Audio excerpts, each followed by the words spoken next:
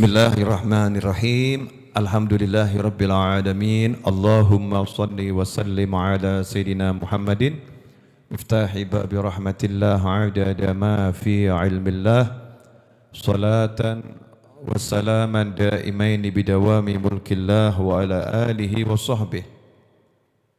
Allahumma shalli ala sayidina Muhammadin salatan taftahu biha lana futuhal arifin wa tufaqihuna biha fid din wa ala alihi wa sahbihi. Assalamualaikum warahmatullahi wabarakatuh. Sebelum saya lanjutkan, Mas Roni kelihatannya putus-putus, mungkin kurang kenceng atau kurang dekat. Mungkin ada gangguan sinyal, makhluk-makhluk sinyal berkeliaran di sini. Pemirsa dimanapun Anda berada, sahabat santri virtual maupun santri weekend dan santri-santri lain dimanapun berada, alhamdulillah kita bisa bertatap muka kembali dalam keadaan sehat walafiat. Mudah-mudahan kesehatan ini terus bersama kita dalam taat pada Allah Ta'ala sampai nantinya setelah umur panjang dalam semua kebaikan, Allah anugerahkan kepada kita akhir usia yang indah dalam taat pada Allah Ta'ala. Amin. Allahumma amin. Saya mau bincang santai aja. Ahad pagi ngobrol santai bersama santri. Asyik. Ya, tentang salah satu ilmu yang saya dapatkan dari Mas Wali Solo, Wali Kota Solo, Mas Gibran. Ya, atas kunjungan beliau kemarin saya dapat satu ilmu. Ini ilmu yang sebetulnya itu salah satu akhlaknya Nabi Muhammad SAW. Mungkin orang nggak perhatian, ya, tapi ini santri-santri harus tahu ilmu praktek nyata. Kemarin ketika saya nanya kepada Mas Gibran tentang nama beliau dan saudara dan saudarinya serta nama anak-anak beliau, saya menyebutkan kalau nama Gibran Raka Buming, Raka itu nama Arab plus nama Jawa gitu ya. Gibran kan namanya filosofis ya. Nah, kemudian Raka Buming, Raka ini ramah Jawa. Ketika saya nyebut ini nama Arab kan ternyata salah. Ternyata itu bukan nama Arab tapi singkatan. Tapi Mas Gibran tidak langsung menyela. Salah Bib, enggak. Enggak begitu Bib, tidak. Dibiarkan saya bicara selesai tuntas. Ya, kemudian setelah itu giliran beliau bicara, baru beliau memberikan tambahan informasi dan tidak menyalahkan saya. Beliau mengatakan Gibran itu sebetulnya singkatan Habib. Ya, gagah berani. Nah ini cara bicara yang diajarkan oleh Nabi Muhammad SAW. Rasulullah itu, dan kalau kita baca kitab Idhah Asrar Ulumil Muqarrabin, orang itu kalau bicara enggak boleh ada hawa nafsu. Orang yang bicara dengan hawa nafsu nanti akan membangkitkan hawa nafsu lawan bicara. Ya, kalau kamu bicara dengan marah nanti yang dengar juga akan ikut marah. Kamu bicara dengan ego, yang dengar nanti egonya juga akan muncul. Bicara itu mulai dari hati. Hatinya harus betul-betul, enggak ada ego, enggak ada hawa nafsu. Itu yang pertama. Kemudian yang kedua, orang kalau bicara dengan orang lain itu ada aturan. Dan itu kemarin dipraktekkan sama Mas Gibran kepada antum semua saksikan, cukup indah. Kalau orang bicara saut-sautan menurut para ulama, mohon maaf mbak-mbak, mohon maaf.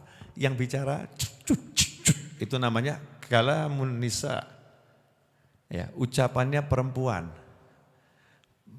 Ya, saya bukan mengercikan perempuan, tapi biasanya perempuan kalau ngobrol seperti itu. Betul mbak-mbak? Ngaku, ayo ngaku. Ya kan? Oh enggak begitu, ini timpal menimpali, seru asyik memang. Ya seru asyik. Tapi ketika rijal, orang-orang yang soleh, orang-orang yang mulia, orang-orang yang berpendidikan, nah, itu ada etika berbicara. Dengarkan lawan bicaramu, sampai tuntas dia bicara, baru kamu berbicara. Jangan potong pembicaraan orang lain. Ini etika yang paling penting ketika kita bicara dengan orang lain. Dan itu dicontohkan langsung oleh baginda Muhammad sallallahu alaihi wasallam ketika beliau berbicara dengan orang-orang kafir. Ketika beliau SAW berbicara dengan orang-orang yang gak beriman kepada Allah dan belum beriman kepada Nabi Muhammad SAW.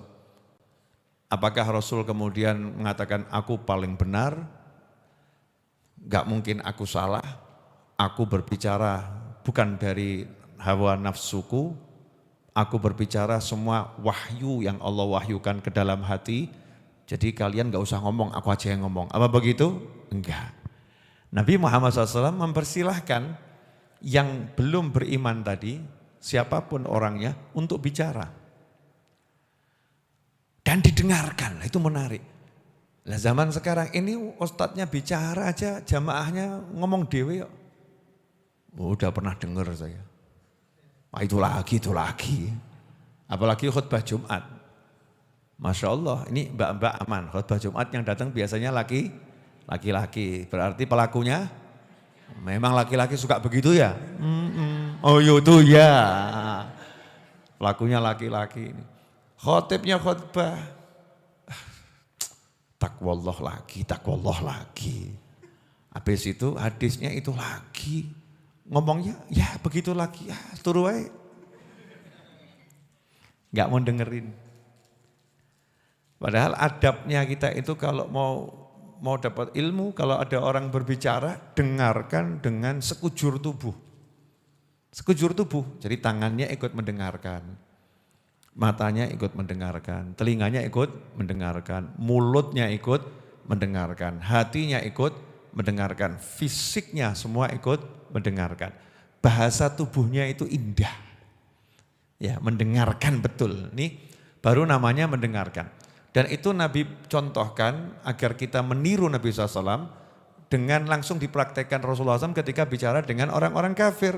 Orang-orang yang bahkan menentang, bukan sekedar enggak beriman, menentang Allah dan Rasulnya.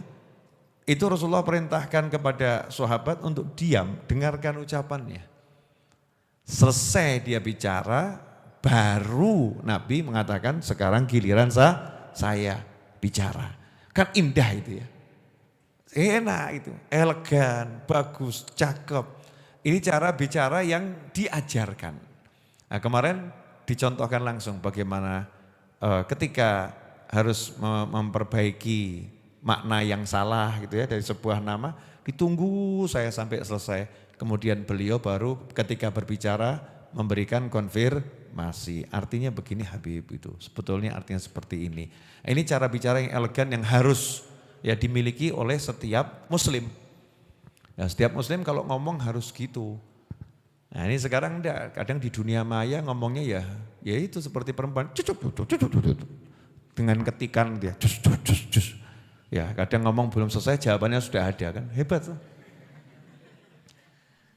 Ya ngomongnya belum selesai jawabannya sudah ada.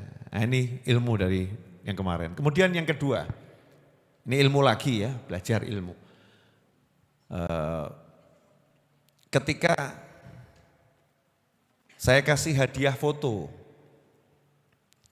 figura, saya kan udah siapkan salah satu santri dan sahabat saya untuk pegangkan figura tersebut.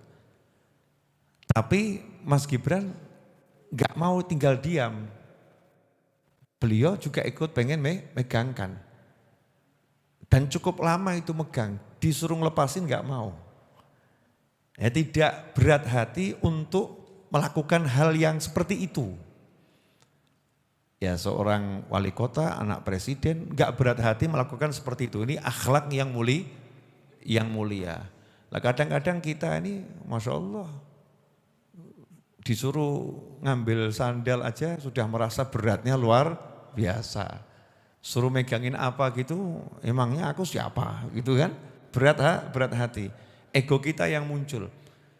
Nah, prinsipnya orang hidup itu kalau bisa semakin menolong orang semakin bagus.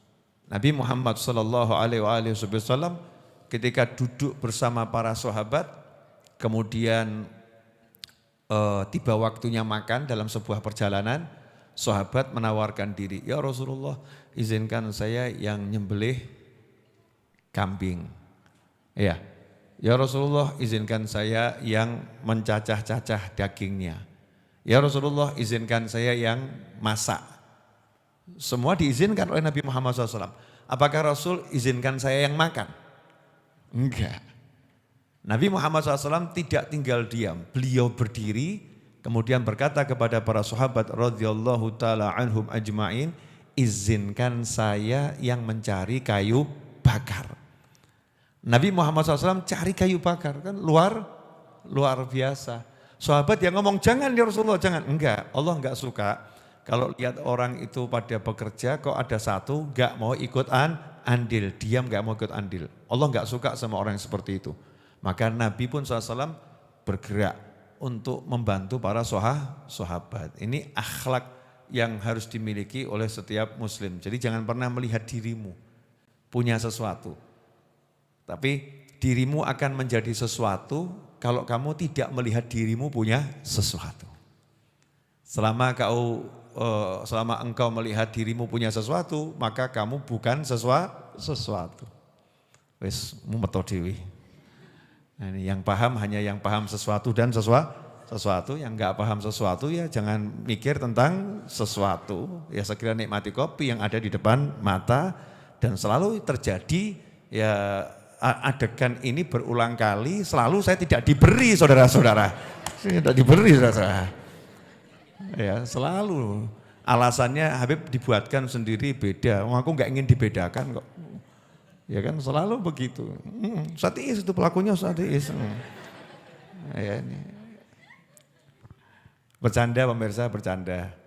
Nah, saya kalau sama teman-teman saya bagi tugas, saya bagian ceramah, teman-teman saya bagian buat kopi, ada bagian bagikan kopi, ada yang bagian parkir. Nah kalau lagi ada yang males, saya ajak tukar. Gini aja yuk, saya bagian parkir, kamu bagian ceramah. Deal? Enggak Bib lu. Oh, saya aja siap jadi tukang parkir kok. Almarhum ayah saya, yang makamnya di depan ya, almarhum ayah saya, sepanjang saya itu buat majelis, gak pernah ayah saya mau duduk di depan. Gak pernah. Jawabannya bagi tugas. Kau yang di depan ngurusi orang-orang. Aku bagian ngamankan di parkiran. Jadi abah saya itu di parkiran, markir. Bapak saya itu. Saya bilang, bah di depan, enggak. Di alun-alun Surakarta saya buat acara. Waktu itu ya Solo bersolawat. Majlis Ar-Raudhah buat halal bihalal ya, halal bihalal. Yang datang lebih dari 100.000 orang.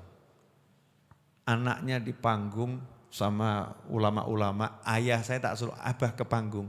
Maju sampai di depan, ya, cuman lihat anaknya tok di depan gitu, saya itu bapakmu bagian di belakang. Di belakang sendiri di bawah pohon beringin tuh ya. Di situ sama ada orang jualan wedang jahe, jualan wedang teh itu ya, teh panas, duduk di situ sama minum teh. Ya, aku tak ngamankan kau dari sini gitu ya. Abah saya itu. Jadi ketika orang tuh memandang dirinya bukan sesuatu, tapi berbuat sesuatu yang baik, maka baru dia bisa menjadi sesuatu. Tapi kalau masih merasa punya sesuatu, wah siapa? Kamu nggak tahu siapa saya, kamu nggak kenal siapa saya gitu. Oh, saya kenal siapa kamu. Apa? Asal mulamu mani, ya kamu dari tanah, nanti dimasuk dalam tanah, terus kamu dimakan sama tanah, selesai. Itu kamu. Dan sepanjang hidupmu yang kamu bawa kotoran. Jadi kamu itu WC berjalan, selesai. Coba kalau dijawab begitu gimana? Harap ngomong apa awakmu? Kalau masih mau sombong aku kan begitu. Tapi kemarin saya lihat Mas Gibran, Masya Allah, akhlaknya bagus. Ya akhlaknya mulia. Ini saya ngomong begini nggak ada urusannya sama kampanye loh ya. Nggak ono, ini belajar langsung. Kalau ada orang punya kebaikan kita ya harus bilang baik. Dan ini juga beliau sudah jadi wali kota kan ya, bukan pencalonan jadi wali kota. Ikhwani rahimakumullah. Dan mudah-mudahan Mas Gibran nggak dengar ceramah saya ini. Nggak usah tahu, ini kan rahasia di antara kita. Jangan dibocorkan loh ya. Walaupun ini live streaming, jangan dikasih tahu. Ya. Ikhwani rahimakumullah. Wah, Mas Wahid, jangan diganti Mas Wahid. Karena kopi yang ini beda dengan kopi yang itu. Ya taruh aja semuanya di sini langsung. Jazakumullah khairan. Mas Wahid ini juga saya suruh ceramah enggak mau. Ya. Mas Wahid ini dari mulai saya buat pengajian bagian gelar tikar. Belum punya karpet, gelar tikar. Naik pangkat gelar parket. Apa karpet ya, parket ya. Gelar karpet. Habis itu naik pangkat ya beli karpet, bukan gelar, bagian beli. Terakhir naik pangkat bagian beli mobil. Iya, jual beli mobil, ngambil BPKB, jual BPKB, itu Mas Wahid. Ya, bagian ditagih-tagih gitu ya, itu Mas Wahid itu. Masya Allah. Ya, tidak mungkin seseorang itu bisa menjadi seseorang kalau masih dia melihat dirinya punya sesuatu. Nah itu namanya hawa, ego. Nah ego ini harus dihilangkan kalau mau jadi wali. Gak mungkin bisa jadi wali Allah kalau masih dikuasai ego. Makanya ini mbak-mbak hati-hati mbak. Kamu pengen jadi wali, segera hapuskan egomu. Sayang, aku bukan siapa-siapa. Aku hanyalah seorang wanita yang mendamba dirimu. Wah, sama suaminya loh ya. Jangan ngomong sama pacar, ini sama suami. Aku sudah tidak ada, yang ada hanyalah engkau. Ana ahwa, waman ahwa ana. Mudeng enggak? Mas, gak kelas. Ini bahasa tingkat tinggi nih. Ana ahwa, waman ahwa ana. Waman ahwa ana. Nahnu ruhani halalna badana. Wah, Habib kok bisa Habib? Oh iya bisa aku ya. Kapan ngapalkannya? Mbuh lali. Gak pernah ngapalkan saya. Males, tapi apal. Alhamdulillah. Ana ahwa, aku adalah yang mencintai. Waman ahwa ana, dan yang kucintai adalah aku. Nahnu ruhani halalna badana. Kami adalah dua jiwa yang tinggal dalam satu raga. Wes, gak mudeng, gak usah paham. Yang paham hanya pecinta sejati yang telah mampu menghapus diri dan menghapuskan keinginan, yang ada hanyalah sang kekasih dalam jiwa dan dirinya. Masya Allah, klepek, blak. Ini bahasa-bahasa begini Mas Fadli itu enggak paham. Mas Fadli itu enggak paham. Buat APK saja enggak jadi-jadi. Enggak paham itu Mas Fadli. Ya toh, indah ajarannya Rasulullah SAW, menghapuskan ego. Hapus, gak ada ego. Jadi menarik sekali. Saya melihat anak muda kok punya akhlak yang bagus, itu jarang saya temukan. Kecuali yang mungkin santri di pesantren gitu kan ya. Jenengan-jenengan, nyetaran dia apa-apa. Kita kan enggak punya sesuatu. Mau apa? Mobil harga 2M punya kamu? Enggak toh, podo aku gak duwe. Jadi kalau punya mobil harga 2M kan mungkin rodok, aku punya mobil 2M. Memang kita enggak punya yang membuat hati kita punya sesuatu. Itu pun masih merasa punya sesuatu. Contoh ya, maaf ya, para santri yang dimuliakan Allah. Kamu pakai kopiah putih, pakai baju putih. Saya tuh semalam di Malang marah saya sama salah satu panitia. Tapi marah etok-etok loh ya. Orang nesu tenanan, ngopo gak untuk nesu tenanan, buang-buang energi. Karena saya mau menyeberang jalan, saya sendiri, saya kan gak suka ngerepoti orang. Saya sendiri mau nyeberang jalan, nyeberangnya di ujung, ini ada 10 panitia di ujung sana, langsung nyetop jalan. Stop IKB itu, semua berhenti, marah saya nyeberang sendiri bisa, ya, gak perlu nyetop, orang, kenapa kamu harus buat orang susah gara-gara saya mau nyebrang? Saya masuk kampung, satu motor jalan di stop Habibnya mau lewat. Nah yang begini-begini membuat orang gak suka sama Habib, sama Kiai gitu. Oh, mau lewat saja ganggu orang. Langsung saya marahin, silakan Pak jalan itu ya. Jangan stop orang gara-gara saya mau lewat. Silakan Pak jalan, jalannya gede mau nyetop uang gitu ya. Nah ini contoh ini kadang-kadang kita ini pakai baju putih, kopiah putih, sarungan atau pakai celana panjang di jalan.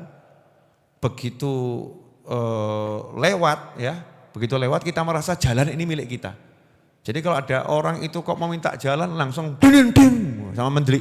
Wah. Ini ego, hawa. Lihat yang diajarkan para wali. Para wali jalan sama murid-muridnya. Bukan sendiri ya, sama murid-muridnya. Berarti kan butuh space ya, butuh space, betul. Ngomongnya space. Aku nggak keliru, salah no. Inggris ki beda mbok Jawa soalnya. Ini lidah-lidah. Saya itu turunan Belanda. Jadi kalau ngomong bahasa Inggris kurang fasih. Kalau bahasa rodok fasih aku. Ya, bahasa London rodok fasih. Bahasa Arab rodok fasih. Karena jalur nasab saya ke atas itu ada yang nyambung ke Rasulullah SAW, ada juga yang nyambung ke Belanda. Karena neneknya kakek saya atau itu adalah orang Belanda. Oh iya makanya aku kan Habib wajah gak jelas. Dilihat kok wajahnya gak ngarapi gitu, betul kan ya? Indonesia tapi kok kayak bule. Oh, kamu gak tahu wujud asli saya, ini saya udah nyamar ini. Kalau saya tunjukkan wujud asli saya, bule banget saya.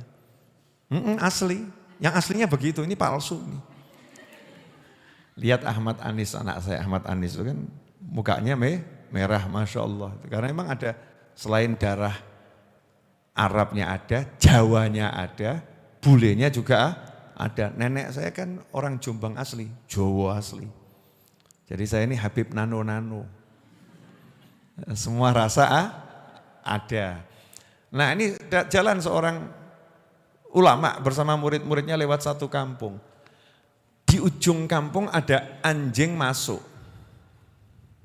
Anjing masuk. Murid-muridnya langsung nyetop anjing tadi, anjing diusir. Ulama tadi langsung marah. Jangan usir dia. Biarkan dia lewat. Jalan ini cukup untuk dia dan untuk kita. Masya Allah. Wong segawon diajeni kok. Betul kan ya? Ya, segawon aja dihargai. Lo coba lihat loh. Ulama itu ustadz ya, ustadz itu diajari kalau mau ngomong sampai mau ngomong itu aja mulut saya enggak tego. Ya, enggak tego, segawon. Padahal ngomong yang lain bisa tuh ya. Tapi enggak tego mulut saya. Kita diajari untuk didik hati agar halus ya lewat kata-kata.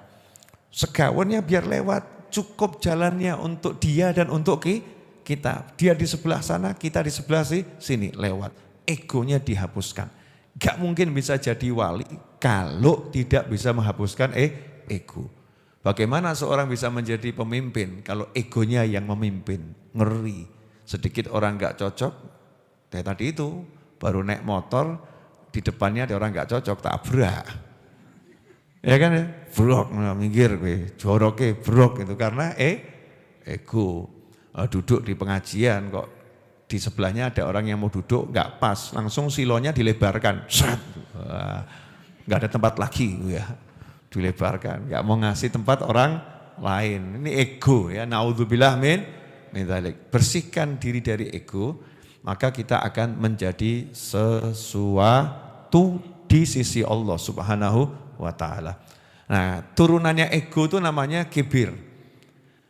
Turunannya Hawa itu punya anak cucu.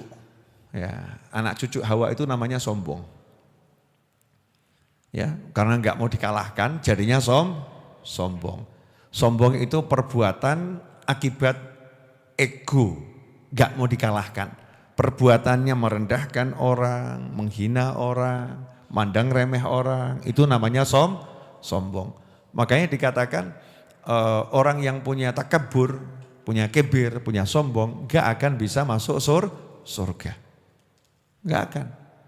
Jadi surga ini tahu kalau ini Yes, handphoneku alhamdulillah rada apik. Handphone sekarang itu kan cerdas-cerdas ya. Ada yang mau buka kunci pakai sidik jari, ada buka kunci pakai face recognition. Oh bener ngono kuwi. Apa? Face apa kuwi? Betul gitu ya. Saya takut salah. Tek. Ya, dilihat wajahnya cocok, buka sendiri. Betul. Begitu saya pakai kopiah, wajah tidak dikenali. Ini wajah saya, wajah tidak dikenali. Betul kan? Gara-gara apa? Pakai kopiah. Kopiah saya copot. Buka. Nah, nanti ada orang mau masuk surga, semuanya udah bagus. Sholatnya bagus, zikirnya bagus, ininya bagus. Mau masuk surga.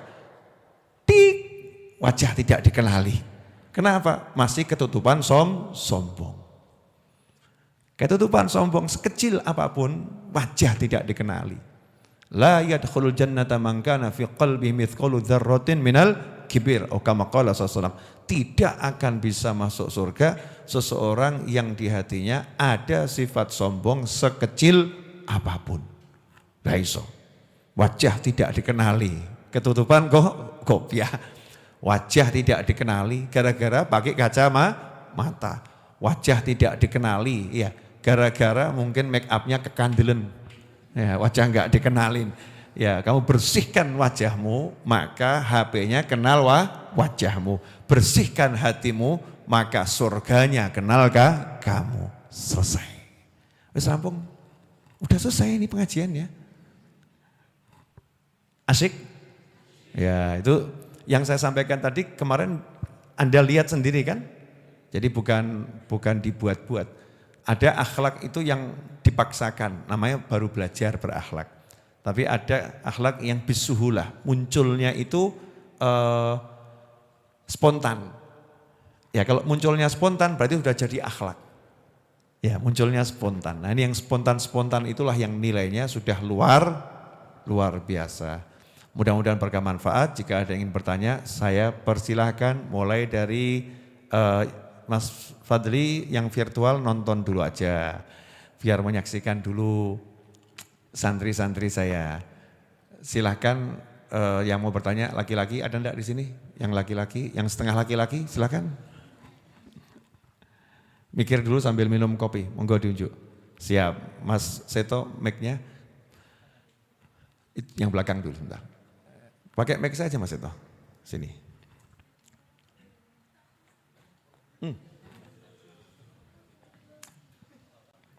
Kepalanya aman Mas Seto? Mas Seto karena bersemangat kepalanya terbentur TV, Masya Allah.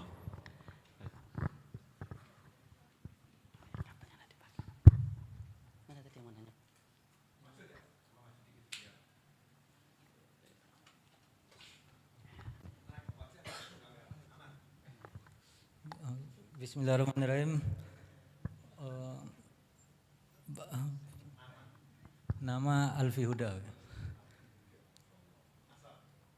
Asal Padang.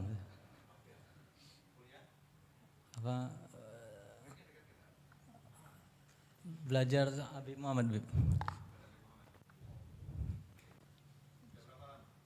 Alhamdulillah 3 bulan lebih. Mohon penjelasan dari niat mencari ridho Allah dalam segala sesuatu. Bu. Mohon penjelasan dari niat mencari ridho Allah dalam segala sesuatu.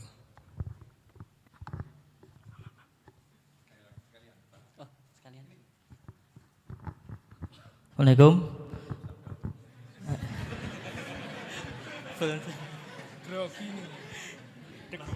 Grogi saya. Habib, mohon maaf mau tanya, kalau untuk nama saya Ari dari Klaten, Dok. Dokter jiwa maksudnya, menyejukkan jiwa. Iya, Beb. Ini untuk membahas tadi yang untuk masalah ego ya, Beb. Kita dimana untuk menyatukan untuk suami istri, misalkan saya kebetulan sudah punya istri, untuk menyatukan dua jiwa jadi satu itu tadi kan harus benar-benar menentukan ego, istilahnya seperti itu. Nah, Yang saya mau tanyakan, kapan kita harus mengeluarkan ego, Bib? Terima kasih. Iya, kita di mana kita harus istilahnya sebagai kepala rumah tangga itu mengeluarkan ego kita. Iya, memakai egonya. Terima kasih.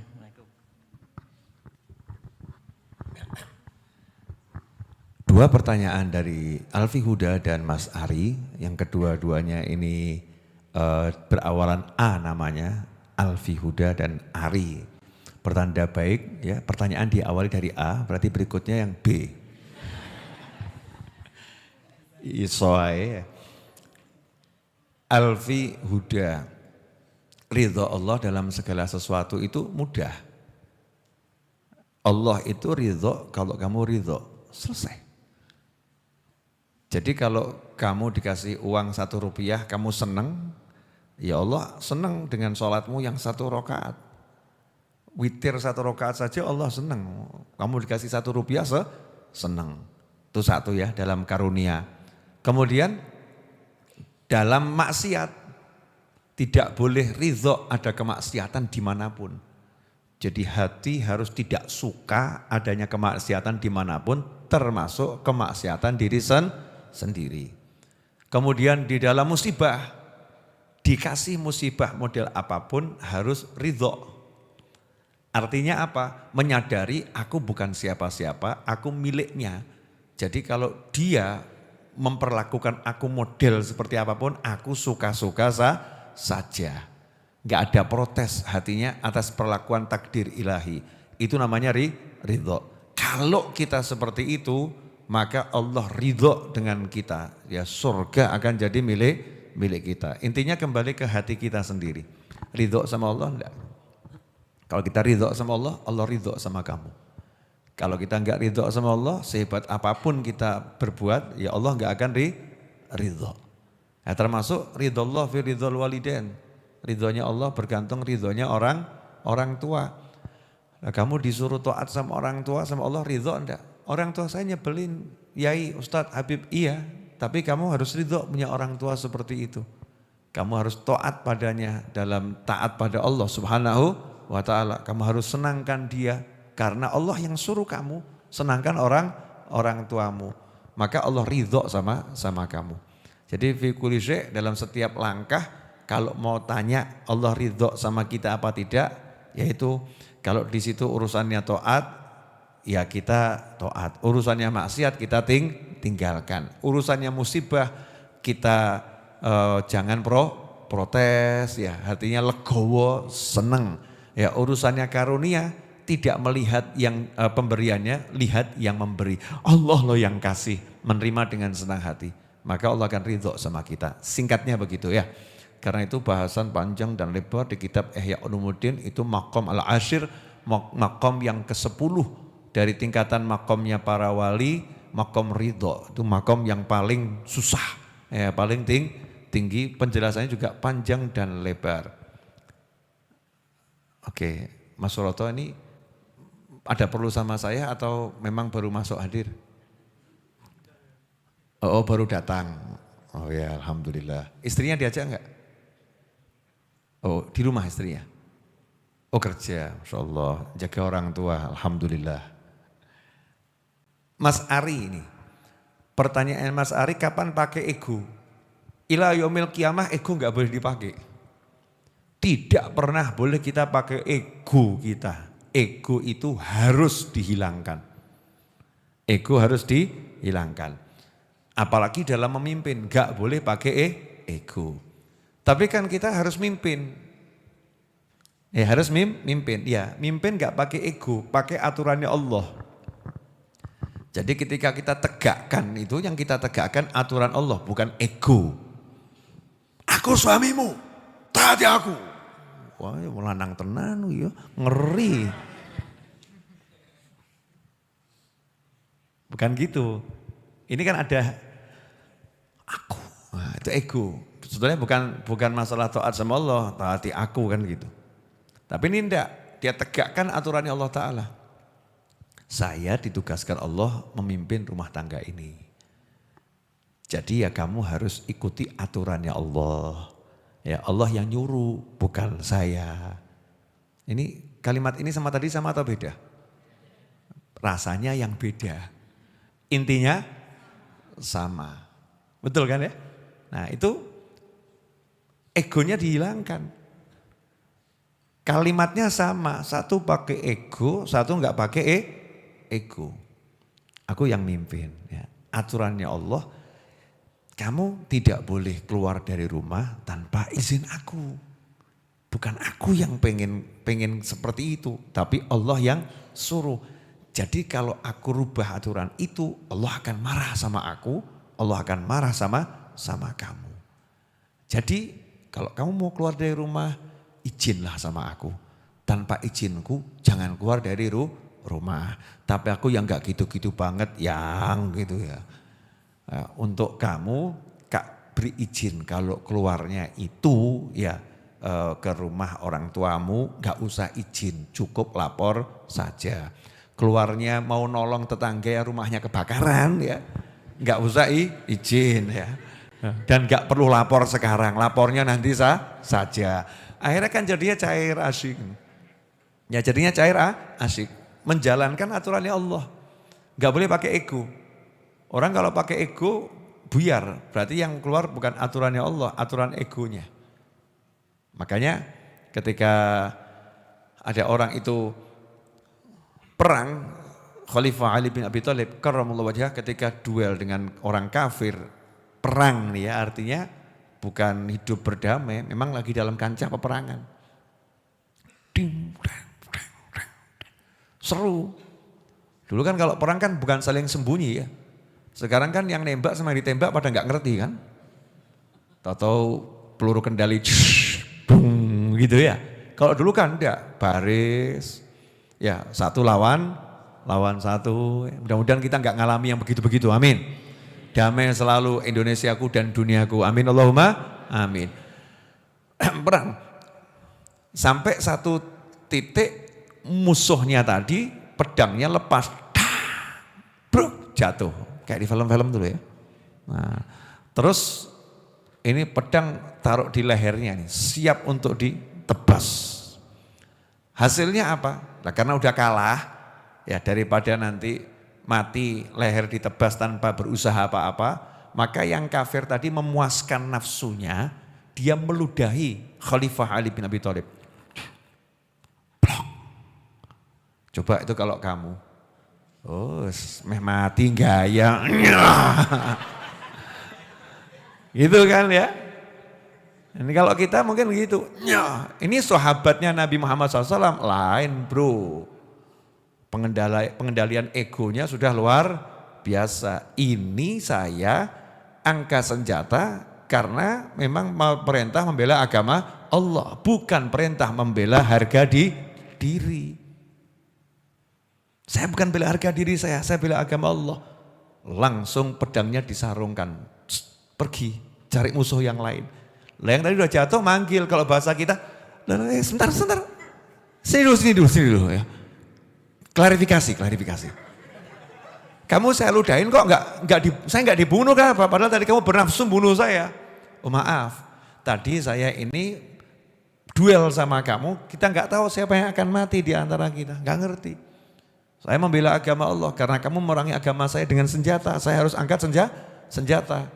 Tapi ketika kamu ludahin saya, muncul ego saya, marah saya karena kamu ngeludahin saya. Sehingga kalau kamu saya bunuh, saya dimurkai oleh Tuhan saya. Saya dimurkai oleh Allah karena saya bunuh kamu bukan karena Allah, saya bunuh kamu karena harga diri saya kamu injak. Agamamu ngajari begitu, iya. Aku ikut sama kamu, syahadat, akhirnya perang bareng. Masya Allah. Ini ajib kan ya. Meniadakan ego, jadi ego nggak boleh ada. Nggak boleh ada. Jelas semuanya? Ya seperti kemarin misalnya, Mas Gibran mau cium tangan saya tarik. Ya saya tarik. Kenapa saya tarik? Ya karena saya merasa saya lebih muda dari Mas Gibran.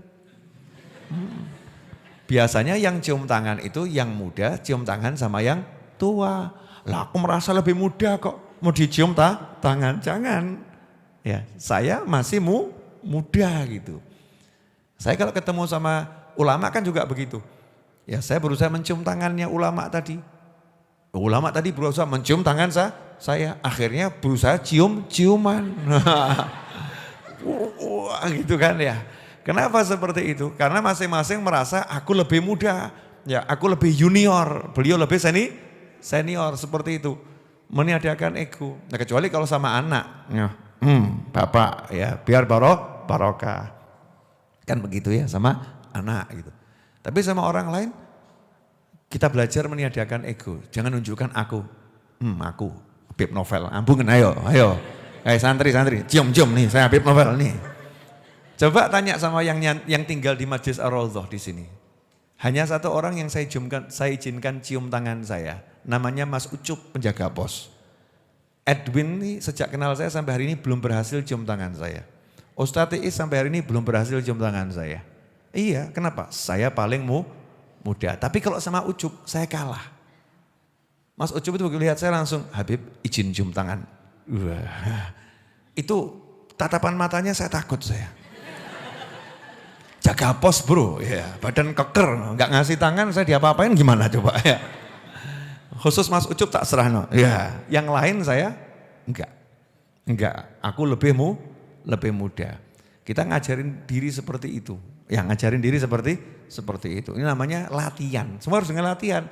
Nanti kalau udah pakai latihan kan nggak bisa jadi. Al akhlak bitakhalluk. Ya al khuluq bitakhalluk. Mau punya akhlak ya harus belajar menyandang akhlak. Saya latihan senyum. Jadi saya kalau duduk sama ulama, duduk sama tamu gitu, selalu saya lihat foto-foto saya kaget. Aku kok mesem terus ya? Saya kok ngomong kok senyum terus? Itu saya. Kalau ngomong begitu, baru tahu saya. Jadi saya baru tahu kalau saya ngomong itu senyum terus. Dari foto taunya. Karena saya belajar mesem. Itu enggak setahun 2 tahun. Ya, puluhan tahun latihan ngomong sama senyum. Saudara-saudara gimana kabarnya? Sehat apa? Ya awalnya ya kaku. Gitu. Awalnya. Namanya juga lah latihan. Tahu kan yang latihan senyum itu kan ya awalnya. Lama-lama kan terbentuk dengan sendirinya. Jadinya akhlak. Jadi al-khuluq bitakhalluk. Akhlak harus dipaksakan. Kalau dipaksakan gak bisa. Ya gak dipaksakan gak bisa. Kecuali memang orang yang gawan bayi. Nah itu memang sudah karakternya, orangnya memang modelnya seperti itu. Wajahnya memang wajah cetakan mesem. Oh langka itu. Ya langka. Diamnya saja senyum. Masya Allah. Sementara senyum kita aja masih cemberut. Dia itu diamnya udah senyum. Itu indahnya luar biasa. Nah kalau kita secara umum ya harus belajar akhlak ya. Belajar menghilangkan ego. Ya belajar menghilangkan sombong. Belajar menghilangkan ujub, menghilangkan riak, latihan. Di antara latihannya yaitu kalau duduk di belakang nggak merasa tersingkirkan. Belajar menikmati. Tapi kadang sudah belajar menikmati muncul bisikan, hebat kamu tawadhu belakang sendiri. Oh setan lagi. Ini namanya repot lagi. Berusaha dirusak hatinya oleh setan. Lawan lagi, pindah duduknya depan. Depan berarti sudah ke depannya tidak karena sombong, udah bersih, ajib, udah bisa begitu, latihan terus, menyenangkan itu. Jadi paling asik itu kita berhubungan sama diri kita sendiri. Siapa sukses berbicara dengan hatinya, dia akan sukses berbicara dengan hati manusia. Catat kalimat ini, mahal. Aku lagi entuk. Jelas? Dah giliran mbak-mbak. 2 penanya dulu. 1 di sini, 1 di belakang. Ya, yang lain nanti. Silahkan ponakan saya, Viga. Ya, ini Viga. Ya. Mic-nya ini tolong diserahkan. Lewat depan sini. Ini ponakan saya. Ponakan bener. Ya, anaknya kakak saya. Iya cantik memang. Ponakan saya. Malu kamu.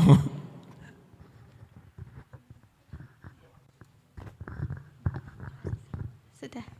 Bismillahirrahmanirrahim. Assalamualaikum warahmatullahi wabarakatuh. Perkenalkan Habib, nama saya Anisatun Sahro.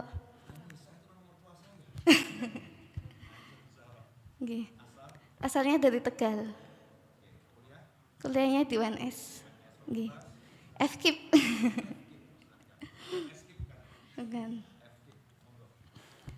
Begini Habib, mungkin ini pertanyaan dari seluruh perempuan yang ada di sini.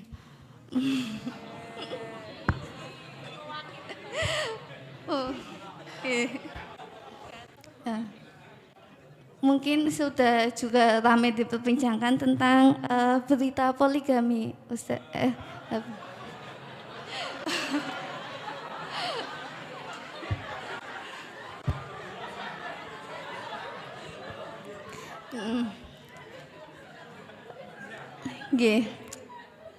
Kan sudah ada berita terkait seseorang yang disebut kiai gitu menikah sampai 4, tapi ternyata sudah menikah 6 kali.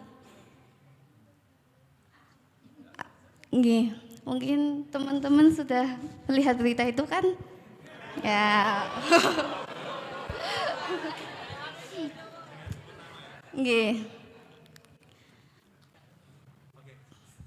Yang pertama, yang diceraikan itu ternyata karena alasan menopause.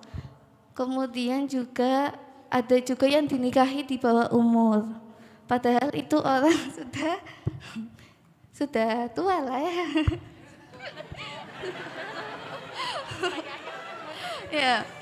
Ya. Tapi ternyata perempuan-perempuan di sana yang dinikahi itu ditanamkan untuk nurut suami dengan alasan untuk mendapatkan ridho Allah, karena jalan menuju surga kan lewat ridho suami gitu. Ridho Allah adalah ridho suami. Ya, pertanyaannya bagaimana perempuan kita kami sebagai perempuan mendapatkan ridho Allah, ridho suami tanpa harus merasa tersakiti dengan kegiatan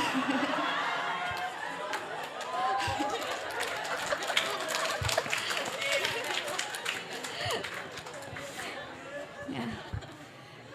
Inti pertanyaannya seperti itu Habib. Matur nuwun. Wassalamualaikum warahmatullahi wabarakatuh.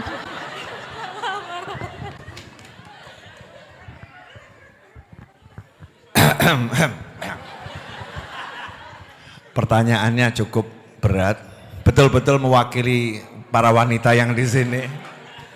Bagaimana caranya kami mendapat ridho Allah dan ridho suami tanpa merasa tersakiti?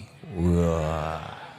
Sementara ada suami-suami yang berpoligami, betul gitu ya? Oke, I see. Nomor 1. Urusan hati sakit itu karena tak pandai mengelola hati. Gak ada kaitannya dengan poligami. Tanpa poligami, suamimu istrinya cuman kamu pun sering sakit hati terhadap suamimu.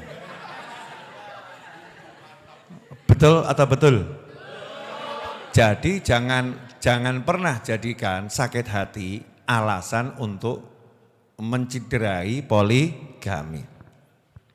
Gak bisa. Poligami itu hukumnya Rabbul Alamin untuk menata kehidupan yang ada di muka bumi. Tentunya dengan peraturan-peraturan yang sangat ketat. Ya, peraturan-peraturan yang kalau dilanggar pun mengakibatkan pelakunya mendapatkan hukuman yang keras dari Allah Ta'ala.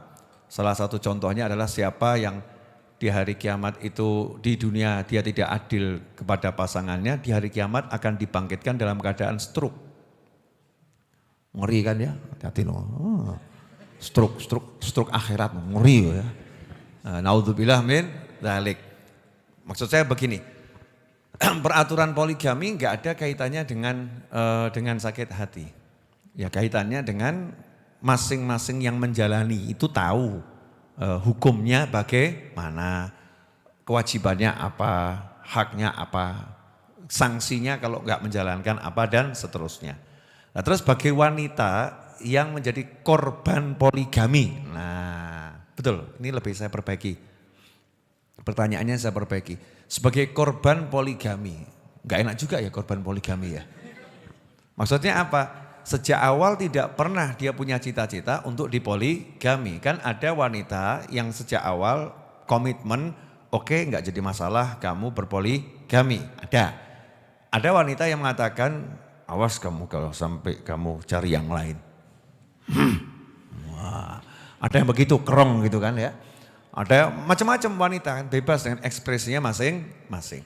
Nah sekarang bagaimana kalau ada seorang menjadi korban poligami, ternyata suaminya tanpa diketahui di kemudian hari punya istri lagi. Ya, dan korbannya adalah kamu, entah di mana. Sakit hati.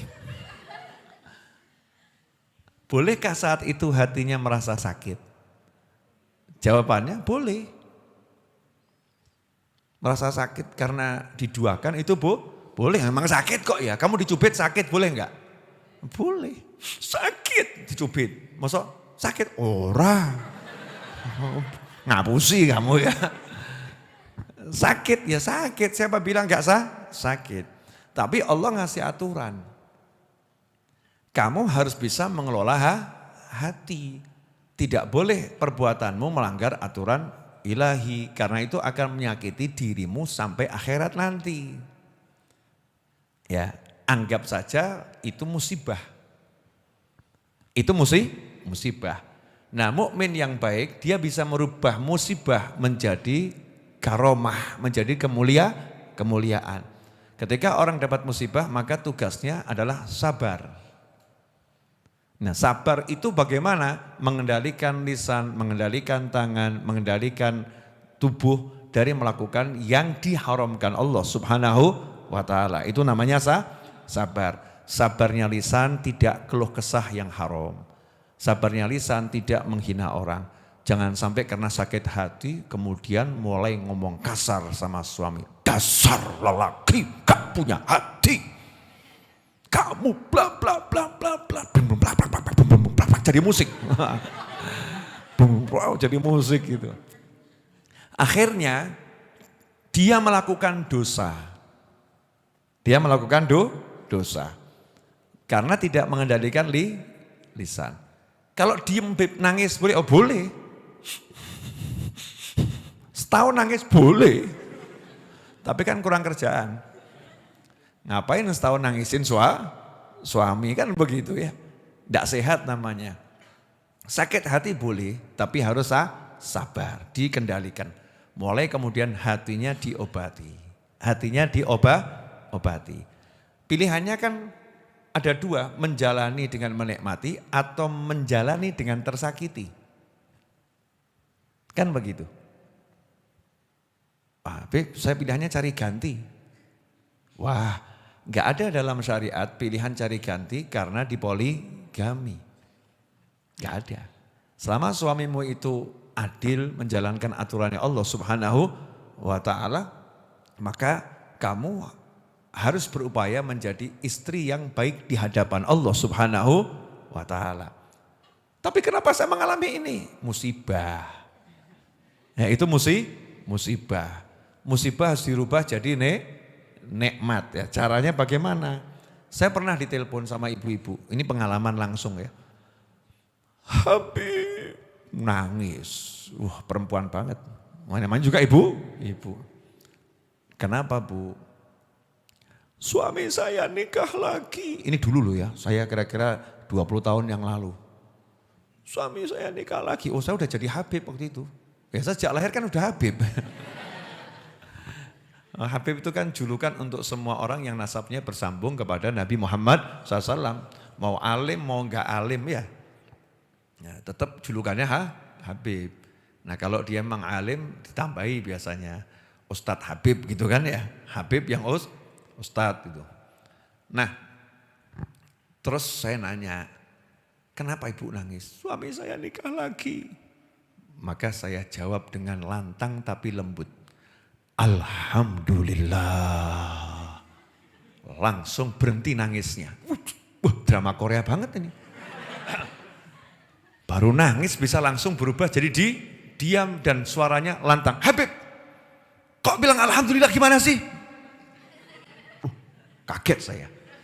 Hebatnya wanita yang satu ini dari menangis terisak-isak menjadi suara lantang ya, dan menggetarkan jiwa yang mendengar. Oh. Saya jawab, maaf Bu, saya ucapkan alhamdulillah bukan atas poligami yang Ibu alami, tapi alhamdulillah Ibu punya suami yang baik. Baiknya di mana? Tenang, macan ngamuk, oh ya. Kamu kalau ngadepi macan ngamuk tuh harus tenang dulu ya. Baiknya di sini Bu, dari banyak pilihan, dia bisa berzina, dia bisa kumpul kebo, tapi dia berani mempertanggungjawabkan di hadapan Ibu dan menyatakan, aku punya istri lagi. Artinya dia pilih taat pada Allah Ta'ala walaupun resikonya harus berhadapan dengan orang yang dia cintai. Oh, langsung cep menang. Tapi saya dipoligami, nangis lagi ya. Asik, ini bener nih, ini kisah nyata, bukan drama Korea atau sandiwara. Saya jawab, Ibu, betul. Ya, emang gak enak, hati sakit. Cuman kan Ibu harus pandai jadi pemenang, jangan jadi orang yang kalah. Maksud Habib gimana?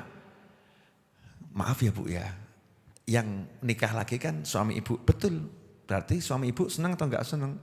Senang. Wah. Nangis. Ya disitulah Ibu salahnya. Salah di mana?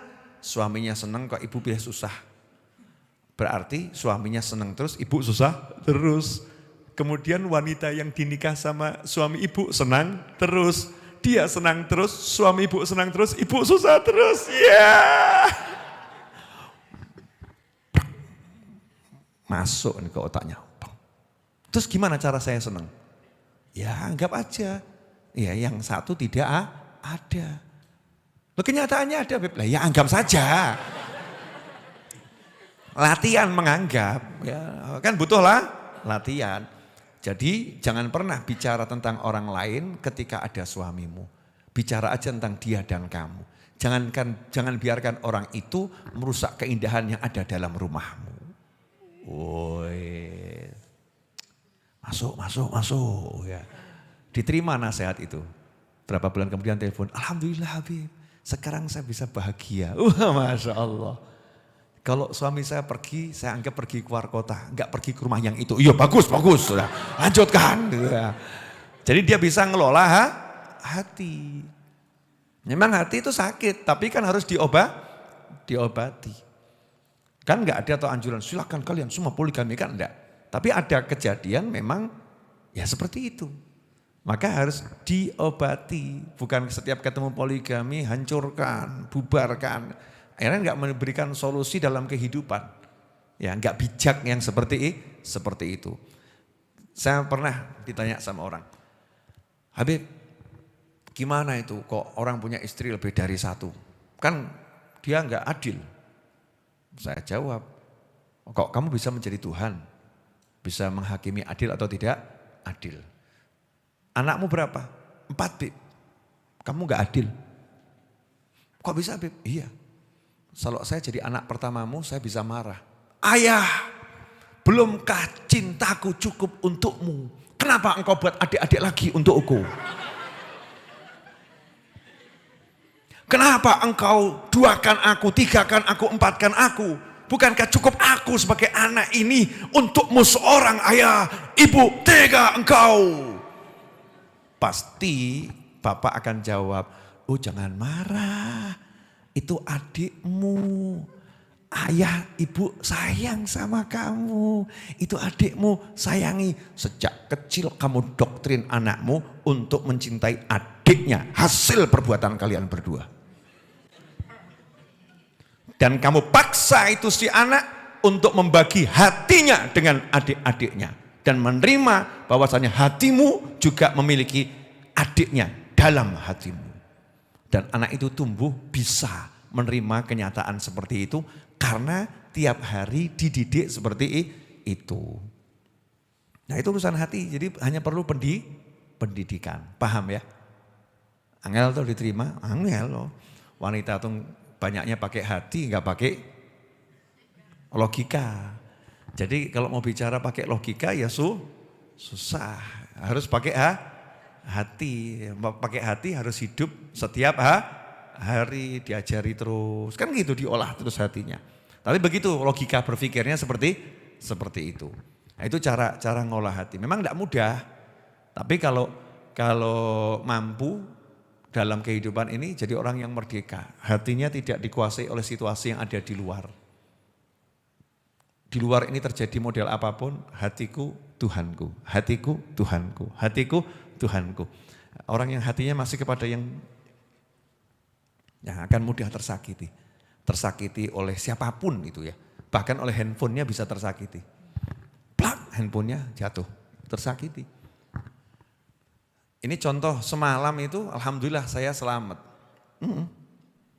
Alhamdulillah. Jadi semalam itu saya dari Malang itu naik mobil, tiba-tiba kap mobil saya itu terbuka di tol. Jadi blak gitu ya. Buka blak, saya kira ada Superman nempel di kaca. Superman nempel di kaca gitu ya. Alhamdulillah enggak banting setir ke kanan, enggak banting setir ke kiri, tetap lurus, peteng, tiba-tiba kok depan gelap. Ada apa ini? Ternyata kap mobil nempel. Alhamdulillah kacanya enggak pecah, kan begitu. Terus gimana? Ya udah minggir, cari tali, dapatnya apa? Oh ada gantungan handphone, datnya apa namanya di mobil itu saya lepas, pasangkan diikat, udah jalan. Jangan dipikiri, wah kap mobil lucul, bagi gini. Sepanjang jalan nanti akan stres. Betul kan ya? Hatinya enggak enak. Kap mobil lepas, kaca aman, ya wes tutupkan lagi taleni. Urusannya besok hari Senin bawa bengkel, selesai. Enggak usah dipikiri. Nah kalau kita pikirin dikit-dikit nih semua akan merusak hati. Baru begitu aja merusak hati, apalagi di poligami, remuk saudara-saudara. Hancur, maka harus latihan mengosongkan hati dari makhluk ilahi. Karena hati hanya milik Rabbul Alamin yang menguasai jagat raya, dunia, akhirat dan semuanya. Kalau tidak engkau berikan hatimu kepada Tuhanmu, tak ada makhluk yang bisa mengusik jiwamu. Catatan kilarang kimogi. Saya sendiri nggak hafal itu. Nah, jika udah kau berikan hatimu untuk Tuhanmu, tak ada makhluk yang bisa mengusik jiwamu. Tidak ada. Modelnya seperti apapun. Jelas Mbak? Ya walaupun nggak jelas mantuk jelas ya. Oke, yang di belakang silahkan.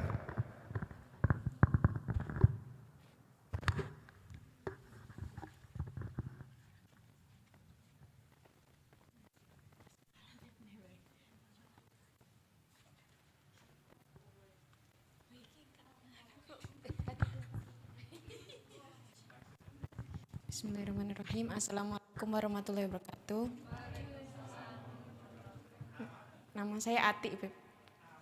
Atik, ya. Dari Blitar.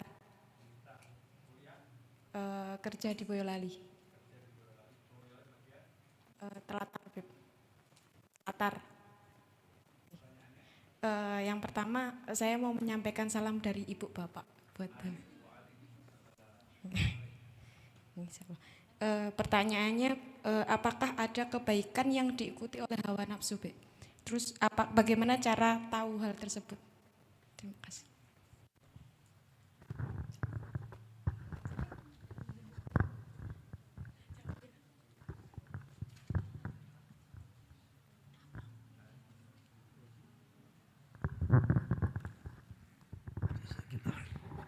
Ya, Mbak Atik dari Blitar kerja di Boyolali, Telatar ya? Betul. Nah, nanya tentang adakah, tadi salam untuk ibu dan bapaknya, sudah saya jawab ya, waalaikumsalam. Adakah kebaikan yang diikuti oleh hawa nafsu gitu ya? Banyak. Contoh, orang puasa sunnah. Orang puasa sunnah, kemudian diundang makan siang sama sahabatnya. dia datang. Sampai di sana, ini ada 3 orang yang diundang ya, dia datang. Sahabatnya udah masakkan masakan khusus kesukaan dia. Favoritnya. Ini sahabat dari SMA gitu ya. Ini dulu masakan kesukaanmu, udah aku masakkan dengan tanganku sendiri. Terus jawab, sorry bro, hijrah. Nah, maksudnya Senin puasa bro, maka sadar loh, Senin puasa jangan makan-makan kamu. Ini hawa nafsu. Kenapa? Karena seharusnya ketika dia diundang makan, ya judulnya ibadahnya adalah makan. Dia tetap puasa Senin, tapi begitu sampai di sana nggak usah ngomong aku lagi puasa. Justru seperti yang saya sampaikan kemarin, alhamdulillah bukannya disegerakan gitu kan ya, seneng hati. Oh iya, ini lama nggak makan seperti ini, padahal kemarin baru dimasakkan. Kan nggak lama atau 24 jam ya. Lama, oh ya ini makasih jazakumullah khairan, nyenangkan hati. Dia kalahkan ego hawanya. Tapi kalau dia tetap puasa, berarti dia puasa karena hawa nafsu, bukan karena taat aturan Allah Ta'ala. Aturannya Allah Ta'ala, kalau kamu diundang makan siang, dia puasa sunnah, kamu nanti kalau enggak makan itu melukai hati orang yang nyukui, maka batalkan puasamu, lanjutkan makan siangmu. Ini contoh. Kemudian lagi, orang yang disuruh ayah dan ibunya ke pasar. Sementara dia lagi lihat kajian online YouTube bersama Habib Novel bin Muhammad Al-Idrus. Ya, lagi online YouTube ngaji bareng Habib Novel. Zoom sama Habib Novel. Ibunya manggil, nah tolong belikan ibu gula di pasar sekarang. Terus dia jawab, Bu, ini lagi seru-serunya ngaji Bu. Dia enggak mau. Dia bilang nanti aja Bu. Nah nanti aja ini bagian dari hawa nafsu. Jadi ngajinya itu karena hawa nafsu. Kalau ngajinya karena Allah Ta'ala, ilmu itu yang ngasih Allah bukan Habib Novel. Dia pergi ke pasar demi mencari ridho Allah lewat orang tuanya. Yang di hati Habib Novel kalau ada ilmu akan dimasukkan ke dalam hatinya. Karena al-ilm minas sudur ila sudur. Ilmu itu dari hati ke hati. Allah yang ngasih. Bukan ustadz, bukan ulama. Tapi yang ngasih Allah subhanahu wa ta'ala. Dan Allah hanya memberikan kepada hati-hati yang gak ada hawa nafsu. Ilmunya Allah ini mahal. Nah, dicari hati yang merendah, itu yang dikasih sama Allah subhanahu wa ta'ala. Bukan kumpulan informasi loh ya, ilmu. Yang al-ilm khasyah kulluh. Ya'raf bidzaka ahluh. Ilmu itu adalah rasa takut pada Allah Ta'ala. Orang yang punya ilmu kelihatan tuh di wajahnya. Wajahnya bercahaya, tawadhu, rendah hati, ya, menyenangkan. Kelihatan dari apa namanya wajahnya, dari perilakunya. Nah ini termasuk contoh orang yang menggunakan hawanya, egonya, nafsunya, tapi berkedok taat. Sementara dia abaikan orang tuanya. Hawa nafsu. Orang yang bilang mau cari nafkah demi anak istri, cari nafkah demi anak istri, tapi enggak sholat 5 waktu. Nah ini cari nafkahnya bukan ibadah, ini hawa nafsu. Kenapa? Karena sampai sholatmu terabaikan. Kalau kamu enggak karena hawa nafsu, maka ketika waktunya sholat, kamu akan tinggalkan duniamu, sementara waktu kamu akan kembali sholat ngadap Allah, selesai lanjutkan. Alasannya apa? Cari nafkah untuk keluarga. Itu namanya enggak ada hawa nafsu. Jelas? Ya insya Allah begitu, karena contohnya sangat banyak. Alhamdulillah tidak terasa udah 1 jam 10 menit kurang sekian detik saya berbicara. Dan sudah ada 4 pertanyaan tadi yang cukup mewakili banyak orang yang ingin bertanya di seluruh dunia. Iya, kalau enggak percaya silahkan nanti tanya pada mereka. Ya banyak yang terwakili. Nah sebentar lagi masuk waktu zuhur. Jadi persiapan untuk sholat zuhur. Setelah sholat zuhur nanti makan dulu ya. Makan dulu, kenyang dulu. Kembali ke aula. Setelah kalian kumpul di sini sudah dibagi nanti sama Mas Seto. Per 10 orang Mas Seto ya. 5 kanan, 5 kiri nanti diatur, saya duduk aja di sini, terus kita foto cepret-cepret, ladies first mulai dari yang perempuan dulu, baru nanti yang laki ya. Setelah selesai foto langsung meninggalkan aula menuju kamar santri, siap-siap packing dan segera tinggalkan tempat ini. Ya, kenapa begitu? Ya biar panitia bisa istirahat. Panitianya kasihan itu. Mbak Mas. Tapi kereta saya sore ya nggak apa-apa sampai sore gitu ya. Nggak masalah. Maksudnya segera prepare untuk melanjutkan kehidupan sehari-hari. Weekend is over. Weekendnya udah selesai. Pulang jadi santri lagi dalam kehidupan nyata. Ya, mudah-mudahan berkah manfaat. Nah nanti saya mau data 2 pekan lagi insya Allah kita buat jadwalnya dulu ya. Kalau sudah siap yang mau ikut nyantri next dari santri yang ada sekarang ini coba angkat tangan. Yang mungkin bersedia kan mungkin ada yang banyak punya acara bla bla bla. Ya alhamdulillah banyak yang bersedia kan ya. Ya masing-masing kan punya kegiatan. Siapa tahu ada yang mau nikah kan saya nggak tahu. Amin tuh ya. Amin, amin. Siapa yang ngerti? Wallahu a'lam. Siapa yang mau nikah? Yang mana? Alhamdulillah. Kapan mau nikah? Kamis besok. Oh Masya Allah. Alhamdulillah. InsyaAllah barakah, samara, sakinah, mawaddah, warahmah. Dikarunia anak turunan yang soleh, soleh ila yaumil kiamah. Rezeki berlimpah ruah tanpa susah payah, barokah datang dari segala arah, enggak bawa masalah, dunia jannah. Amin Allahumma amin. Amin. Yang amin dapatnya banyak itu. Oh iya. Modal amin untuk podo ya. Indahnya Islam. Insyaallah begitu ya. Mas Eto, jadi untuk santri weekend berikutnya nanti kita data ini siapa yang mau ikut untuk berikutnya. Baru kita akan tambah kuota kalau memang situasi Covid memungkinkan. Ya. Mudah-mudahan seperti dikatakan oleh Mas Wali Kota Solo, mudah-mudahan Solo bisa segera pindah ke level 1, mudah-mudahan ya, amin. Dan kita dukung programnya agar bisa kembali nantinya semua aktivitas seperti sedia kala lagi, amin Allahumma amin. Jazakumullah khairan. Mari kita tutup dengan tabuhan rebana ya Habibana Ali Syailillah.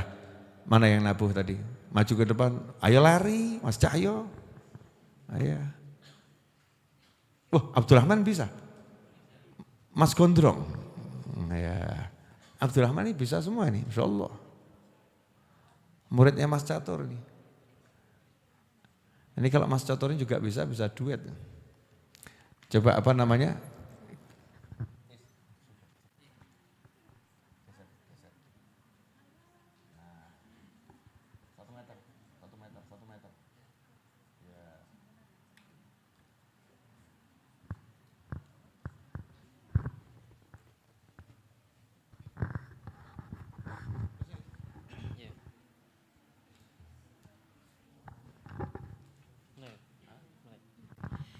Ya Habibana Ali Syailillah Syailillah Ya Imam ibnil Imam Syailillah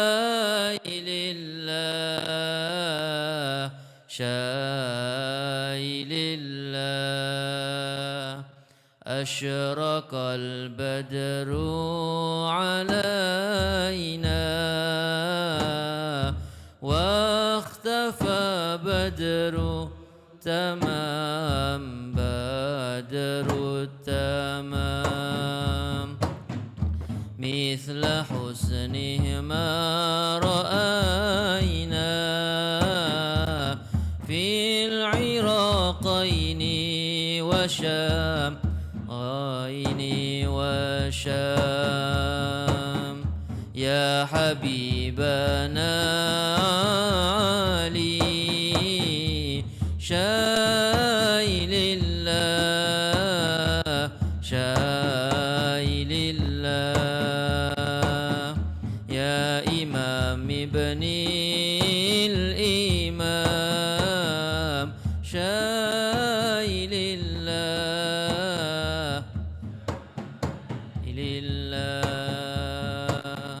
ربي فاجعل مجتمعنا غاية حسن الختام حسن الختام واعطنا ما قد سألنا من عطاياك الجسام يا كالجسام يا حبيبنا علي شاي لله شاي لله يا إمام ابني الإمام شاي لله شاي لله واكرم الأرواح منا بلقاء خير الأنام خير الأنام وابلغ المختار عنا من صلاة وسلام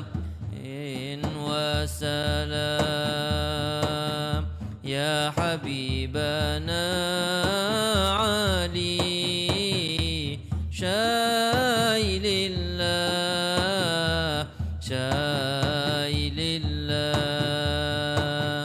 يا إمام ابني الإمام شاي لله شاي لله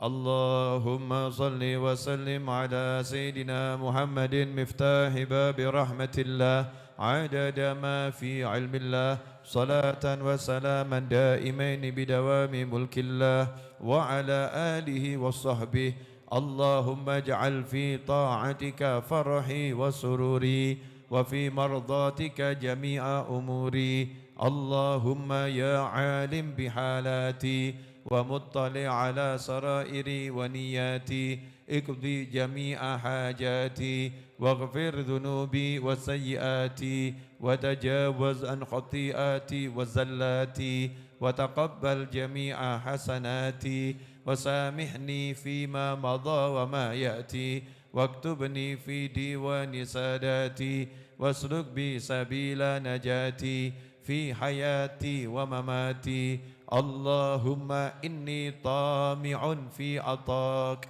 راغب في رضاك مستسلم لقضاك فاكتبني من أولياك واسلك بي سبيل هداك وألحقني بأصفياك وصلى الله على سيدنا محمد وآله وصحبه وسلم الحمد لله رب العالمين. Doakan semoga saya bisa memperluas Majelis Ar-Raudhah. Ya, doakan bisa beli tanah lagi, bisa bangunnya, dan bisa bayarnya, dan bisa memakmurkannya tanpa susah payah, dengan rezeki datang dari segala arah. Amin. Allahumma amin. Hajat saya mau minta sama Allah Ta'ala uang 20 miliar ya, untuk beli tanah, untuk bangun, untuk memakmurkan. Saya pengen bangun auditorium, gedung pertemuan, perluasan musola, gedung pertemuan, tempat untuk santri-santri duduk yang kalau duduk bisa nampung 500 santri, duduk nyaman, full AC, lengkap dengan layar bioskop yang besar. Oh, mau atau enggak mau? Mulai dengan khayalan dulu, bayang sih. Ya, biar nanti kalau kita mau ngajar itu ya kelihatan wajahnya Mas Seto di layar tuh gede, Mas Seto wah besar. Wajah saya juga kelihatan besar. Kalau menjelaskan juga enak. Kemudian kalau ada orang-orang yang biasa pinjem untuk kepentingan majelis, ada orang akad nikah atau apa, jadi tempatnya itu sudah ada dan nyaman. Dan di sini kan konsepnya semua gratis, asal sesuai SOP-nya Habib Novel ditaati, semuanya gratis. Begitu. Jazakumullah khairan, walafu minkum. Dan terakhir lagi-lagi saya iklan, Mas Seto, masih ada ya kamera yang mau dijual? Ya masih ada kamera yang mau dijual itu yang mereknya Blackmagic dan beberapa kamera lain. Jika ada yang berminat, memang itu kamera bagus, kamera mahal ya. Saya lagi sederhanakan beberapa kamera agar menjadi kamera yang lebih mudah untuk dioperasionalkan oleh Mas Juki yang kurang paham kamera, itu Mas Agus Joko yang nggak mudeng kamera, gitu ya. Ya, teman-teman yang kurang paham kamera profesional mau saya kasih kamera semi profesional tapi hasilnya pro, biar lebih oke nanti tampilan-tampilan tayangan-tayangan yang ada di dunia maya. Karena setelah ini saya akan membuat insya Allah banyak video-video pendek yang menyenangkan. Insya Allah. Selain santri virtual yang menjadi salah satu tulang punggung Majelis Ar-Raudhah untuk berbagi ilmu dan berbagi harta. Karena santri virtual ini yang nyantrinya bayar nih santri virtual, hartanya saya gunakan untuk ya menjamu Anda semua. Jadi Anda minum kopi itu diantara rezekinya dari santri virtual. Anda makan nasi bungkus diantara rezekinya dari santri virtual. Alhamdulillah jadi barokah. Bisa digunakan untuk mengurusi banyak kegiatan. Kemudian bisa beli macam-macam kamera dan sebagainya, yaitu juga diantaranya bagian dari santri virtual. Ojo mbok anggap terus banyak banget tip ya. Alhamdulillah berkah. Ya, alhamdulillah barokah. Barokah itu bisa jadi banyak. Terima kasih. Walafu minkum. Wassallallahu ala sayyidina Muhammadin wa alihi wasallam walhamdulillahirabbil alamin. Wassalamualaikum warahmatullahi wabarakatuh.